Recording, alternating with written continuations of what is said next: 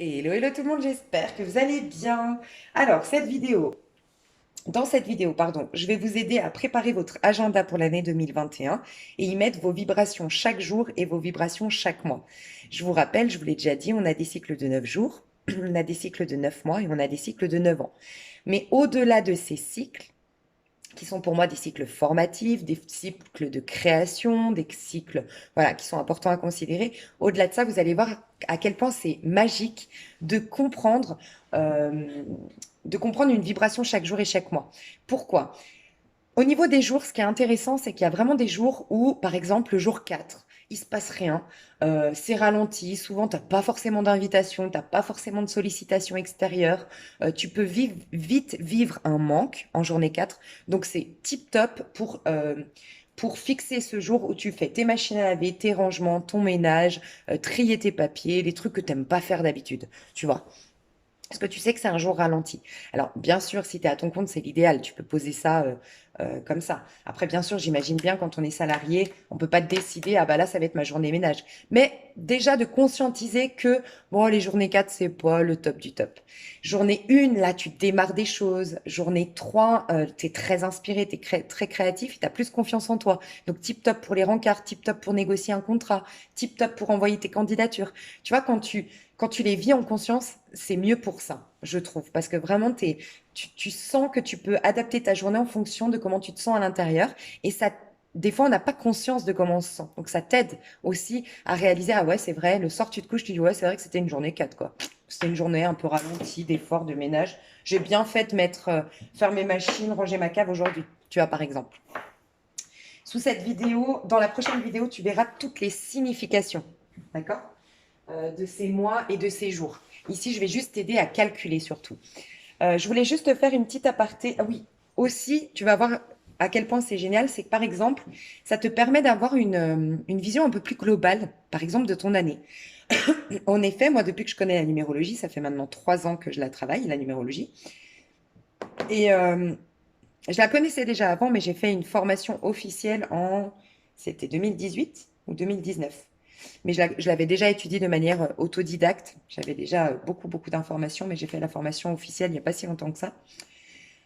Tout ça pour te dire quoi? Depuis que je vis en conscience ces vibrations, franchement, ça a changé beaucoup de choses parce que typiquement, quand tu regardes ton année, là, c'est ce qu'on va faire. Tu vas pouvoir préparer ton agenda. Quand tu regardes ton année en globalité, tu sais, par exemple, qu'au mois de mai, tu as un nouveau départ, tu es sous l'énergie jackpot, que vraiment tout peut te sourire, tout peut te réussir, que tu as le champ des possibles. Et ben quand tu sais qu'avant ça, tu vas devoir trancher, tu vas devoir rééquilibrer, tu vas devoir te recentrer, tu vois, être plutôt dans l'introspection, tu le fais beaucoup plus aisément. T'es OK, tu vois, t'es OK de t'introspecter, t'es OK de la solitude, t'es OK du ralentissement, parce que tu sais que ça en vaut la chandelle, tu sais que ça en vaut la peine, tu prends soin de ton moi futur, quelque part. Alors que quand on n'a pas conscience de ça, on aurait tendance à définir du moins avoir peur que notre vie soit définie par cette solitude. Par exemple, quand tu tombes enceinte, c'est souvent la solitude, parce qu'on t'éveille spirituellement, parce que justement, on te prépare à ce prochain cycle, à ce mois 1, par exemple. Donc moi, je t'ai pris l'exemple du mois de mai. Donc moi, si au mois de mai, je suis en 1, ça sous-entend que le mois de euh, mars, avril, ça va être 8-9. Et 8-9, c'est pas le top. En 8, on risque de me remettre face à des schémas que je répète, on risque de me remettre face à un karma, à une personne du passé ou une situation du passé que j'ai pas encore véritablement guérie.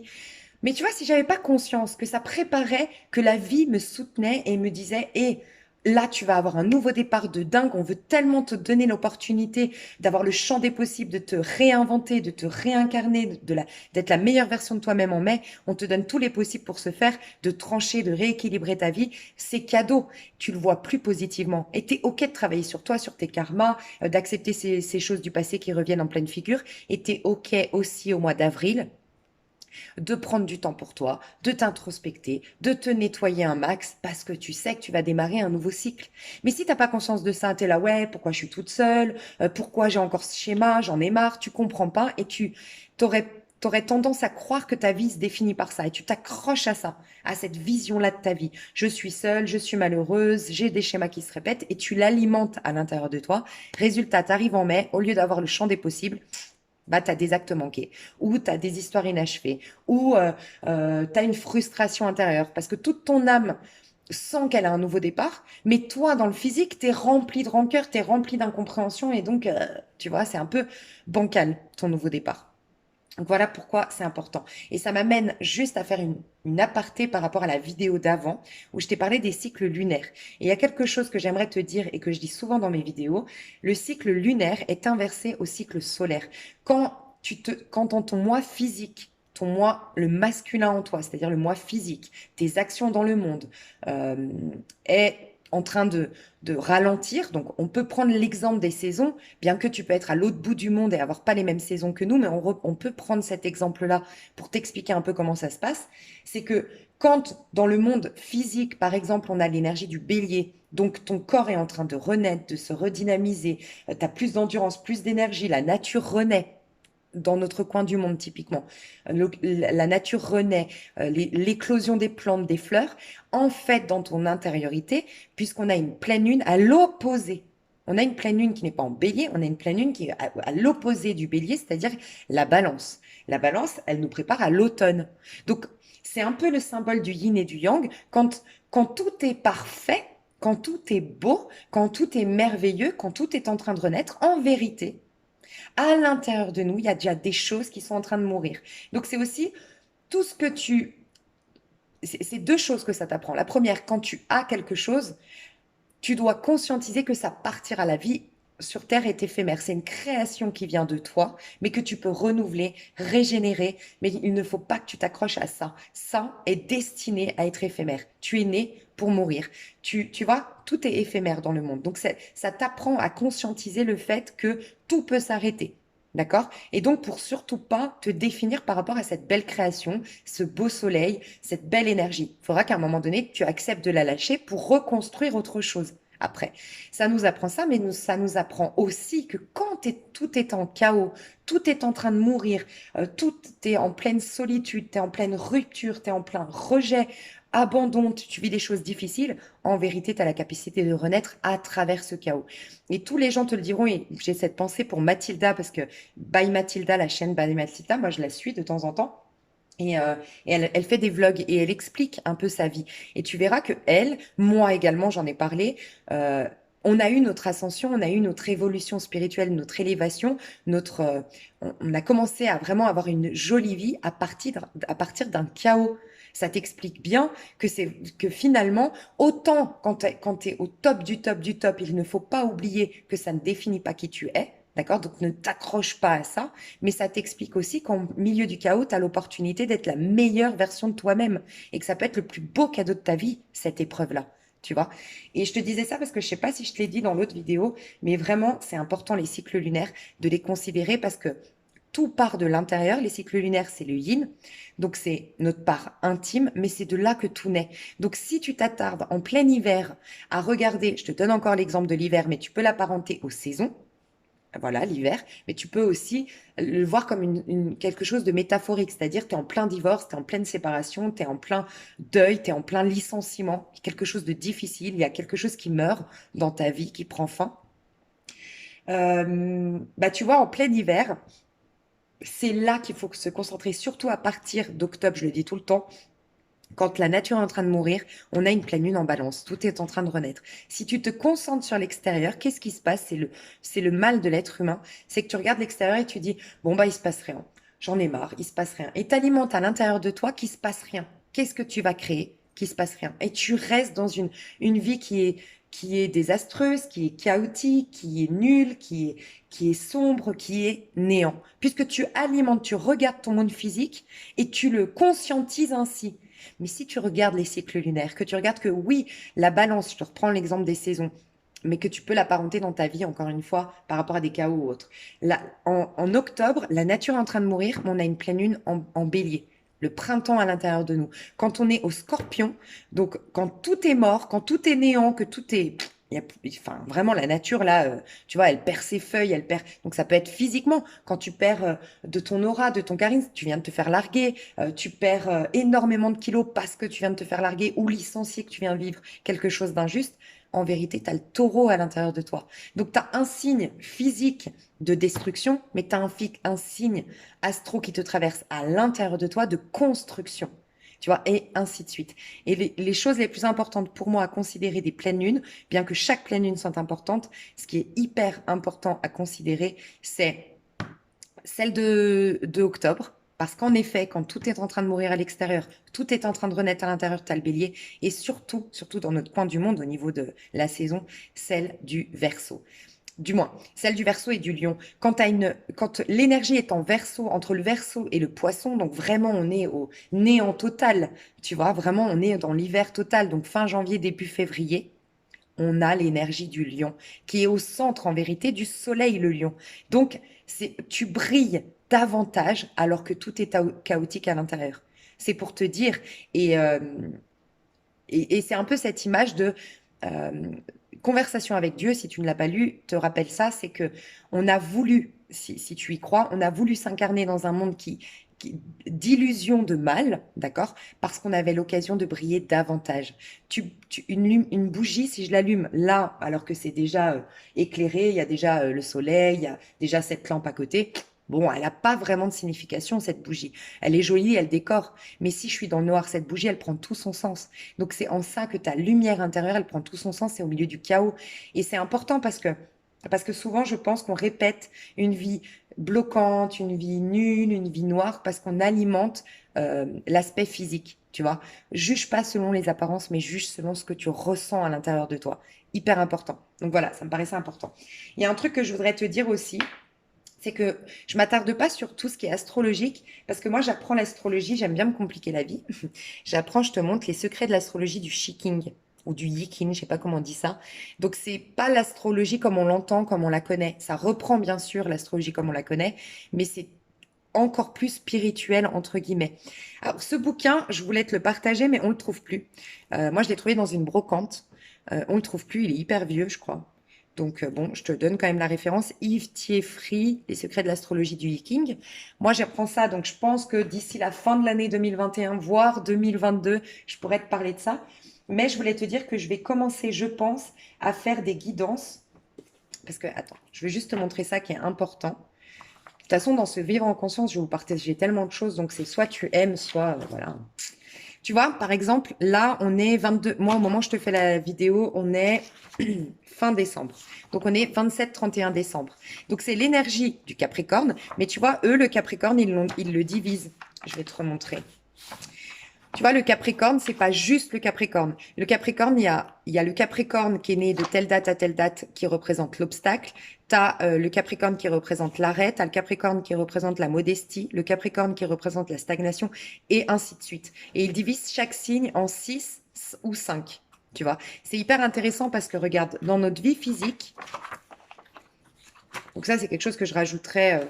Ouais, j'étudie quoi. C'est pour ça que je m'attarde pas trop sur l'astro. Je vous invite, si vous êtes astrologue, à vous présenter ici, si enfin voilà, par rapport au signe astro, la signe lunaire et tout ça.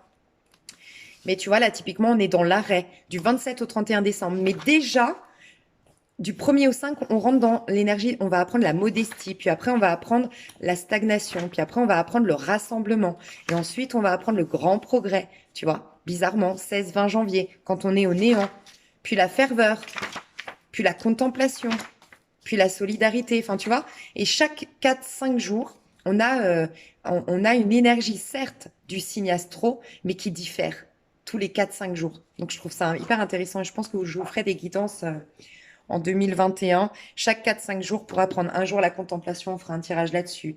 Voyez? Mais bon, c'était juste pour vous dire pourquoi je mets du temps à vous parler d'astro, c'est que je n'apprends pas l'astrologie classique. Alors, on en vient au calcul. Je mettrai la minuterie parce que 14, 13. Alors, ton calcul, il est tout simple. Quand tu arrives ici, tu connais ta vibration de l'année, donc ton année personnelle en 2021, la vibration qui va de 1 à 9, d'accord? Donc 1, 2, 3, 1 ou 9, d'accord? Donc c'est tout simple. Tu prends cette vibration et tu y rajoutes chaque mois pour connaître tes vibrations mensuelles. Donc tu rajoutes ta vibration de l'année et tu rajoutes le chiffre correspondant au mois. Donc, tu es en année 1, au mois de janvier, tu vas faire le mois de janvier, ça fait 1, plus l'année 1. Au mois de janvier, tu es en 2. Au mois de février, tu es en 3. Au mois de mars, tu es en 4. D'accord? Parce que 3 et 1, 4. Si tu es en année 2, pareil, tu calcules 2 plus 1 et tu mets le mois de janvier. Mois de janvier, donc ça fait 1 plus 2, ça te fait mois de janvier 3. Donc tu as juste à faire ça. OK? Donc janvier 1, février 2, mars 3, et ainsi de suite. OK? Et tu rajoutes ton année personnelle. 1 plus, je suis en année 5 par exemple, ma vibration en janvier, ce sera le 6. Ma vibration en février, ce sera le 7. De toute façon, du moment que tu as calculé ton mois de janvier, tu n'as plus qu'à faire 7, 8, 9, 10, nanana, dans ton agenda. Donc, tu vois, je te reprends mon agenda. Je voulais juste te dire, parce qu'entre-temps, Noël est passé. Moi, j'ai reçu par ma sœur un cadeau qui est mon agenda de sorcière. Donc, c'était pour te donner un petit conseil. Ils ont déjà noté dedans euh, les cycles lunaires, si tu veux pas te casser la tête. Tu vois, là, c'est un cycle montante. T'as la lune, tu vois la. Donc, si jamais tu peux trouver ça, je pense à Cultura, dans les tabacs aussi. Comme ça, tu te casses pas la tête à te noter tes cycles lunaires. D'accord? Donc, ok, donc tu peux te noter, tu vois, moi dans mon agenda, moi je suis en année 5, donc je me suis noté, tu vois, janvier, le 1er janvier, ma vibration, je me suis dit mois 6. Et après, tu verras, je vais te donner dans la prochaine vidéo la signification des mois personnels. Et dans une autre vidéo encore, la signification des jours personnels, selon la numérologie. Donc tu peux te noter. Moi, je me suis mis, donc je suis en année 5, plus le mois de janvier 6, 6. Et je me suis noté que j'étais en 6, mois 6, mois 6, pour le mois de janvier. OK? Puis après, 7, 8, 9. Donc, tu verras qu'à partir d'un certain moment, tu vas switcher, c'est-à-dire qu'à un moment donné, tu seras en vibration 11, puis 12, puis 13, puis 14. Donc, réduis encore, toujours, quand tu vas arriver, par exemple, moi, je suis en année 5. Si je fais septembre, septembre, ça va me faire 9 plus 5, ça me fait 14. Donc, je me note 14 mois parce que j'ai envie de connaître la vibration supérieure. Mais ne te casse pas la tête si t'as pas envie, tu mets juste 5. Mais en tout cas, c'est important de te mettre 5. Ça va être un changement. Tu peux te noter la vibration supérieure et tu vas réaliser au cours de toutes mes vidéos que j'ai faites, et les prochaines certainement, parce que je sais plus ce que j'ai fait, parce que j'ai pas fait dans l'ordre, que le 14, en plus d'être un changement, c'est une opportunité de guérir. Tu as une vibration encore plus haute. Plus tu vas passer dans ton, tu vas évoluer dans ton année, plus tu auras une vibration plus haute, tu vois. Mais réduis toujours de 1 à 9. Bien que tu peux te noter, tu vois, comme moi, je me suis noté, par exemple, là, le 24 janvier, moi, je serais sous la vibration 12, mais je me suis quand même mis le 3. Donc, communication, bref, tu verras la signification, mais je me mets quand même le 12. D'accord? Et ce qui va être intéressant pour toi aussi, vu que tu as mis tes cycles lunaires, dis-toi toujours, là, je suis dans une énergie d'inspiration et de créativité, mais si la lune est montante, c'est l'opportunité d'agir en fonction de cette créativité, mais si elle est descendante, vu que c'est un retour à moi, ben, je vais plutôt faire une conscientisation de quelles sont mes créativités, quels sont mes talents, et je vais faire une introspection pour aller découvrir davantage de mes talents. Et tu fais toujours ça. Si tu as une énergie 4, c'est une construction. Donc, si tu es en énergie montante, tu es un jour 4, un mois 4, dans une énergie montante, tu construis, tu bâtis. C'est une journée où tu construis, tu bâtis, tu fais du ménage, tu vois, c'est du nettoyage, de la construction, c'est du repos aussi. Mais si tu es en énergie descendante de la Lune, tu peux détruire pour la prochaine construction. Qu'est-ce que tu veux enlever qui t'empêche de créer dans ta vie? Tu vois, vu que tu es dans une introspection. Donc, bon, j'aimerais vous dire tellement de choses, mais vous pensez bien que ça va faire prendre trop de temps. Donc, je pense qu'avec toutes les infos que tu as dans Vivre en conscience, tu vas pouvoir capter un petit peu mieux. Je te laisse vraiment, toi, après, activer comment toi, tu te ressens. Énergie montante, donc elle a dit que c'était l'action, elle a dit que c'était énergie yang, et donc, j'ai une journée personnelle telle. Voilà. Essaye de conscientiser les choses toi-même. D'accord? Donc, tu as noté ça. Et après, c'est tout bête encore. Pour calculer tes vibrations chaque jour, donc maintenant que tu as ta vibration du mois, donc au mois de janvier, tu refais la même chose. C'est-à-dire que le 1er janvier, tu additionnes 1 à ta vibration du mois de janvier. Donc, moi qui suis en année 5, en janvier, je vais être 5 plus 1, 6. Donc, j'additionne avec le 1er janvier, ça me fait 7. Et après, ça me fait 8, 9, 10. Nanana. Et n'oublie pas, à partir du 10, à mettre, si tu as envie de mettre 10 pour te rappeler que tu as quand même une vibration haute, mais tu te rappelles que c'est un 1. Parce que 1 et 0, 1. D'accord? Si ça te paraît trop compliqué, mon calcul, c'est OK, va juste calculer sur Internet. Tu as tout, absolument tout sur Internet pour calculer tes jours, comment calculer tes jours personnels, comment calculer tes mois personnels. Et je vais te représenter mon bouquin, si tu veux faire tes calculs toi-même. C'est Louis Lassine, la numérologie pratique. D'accord? Tu peux t'acheter ce bouquin et ça t'explique tout. D'accord? Donc pour t'aider un peu, année 1, tu seras en 2 en janvier. Année 2, tu seras en 3. Année 4, tu seras en 5. Année 5, tu seras en 6. Année 6, tu seras en 7. Année 7, tu seras en 8. Et année 8, tu seras en 9 en janvier. D'accord? Et ensuite, tu passes à 10, 11, 12, 13, nanana, ou 2, 3, 4, 5, nanana, et tu te le réduis toujours. Si tu es en année 9, en 2021, ça te fait déjà 10. Donc tu te mets 1. Tu te gardes ton 10, mais ça te fait 1 malgré tout.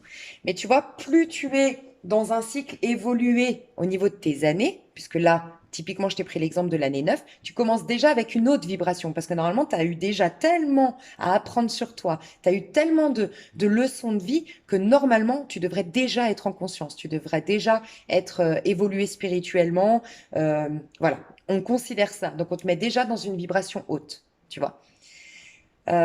Ok, là, je t'ai aidé à faire tes calculs mois personnel et jour personnel.